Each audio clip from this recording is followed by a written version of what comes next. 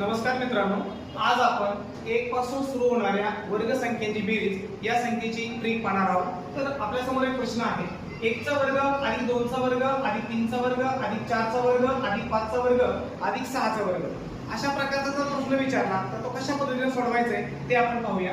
तर काय करायचं मुलांनो, ज्या शेवटच्या संख्येचा वर्ग आपल्याला विचारलेला आहे ती शेवटची संख्या घ्यायची, त्यानंतर तिला गुणिले तिच्या पुढील क्रमांकात येणारी संख्या आपल्याला लिहायची आहे।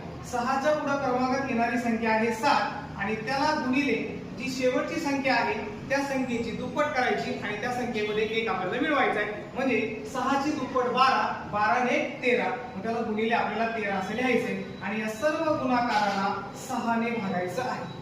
तर पहा मित्रांनो, 6 × 6, 6 × 6 असा आपल्याला भाग गेलाय। पहिले 7 आणि 13 या राहिलेल्या दोन संख्यांचा गुणाकार आपल्याला करायचा आहे। 13 आणि 7 13 साठी 91, म्हणजे 1 पासून सुरू होणाऱ्या 6 पर्यंतच्या वर्ग संख्येची बेरीज ही 91 आहे। अशा प्रकारे आपल्याला ट्रिक वापरायची। धन्यवाद।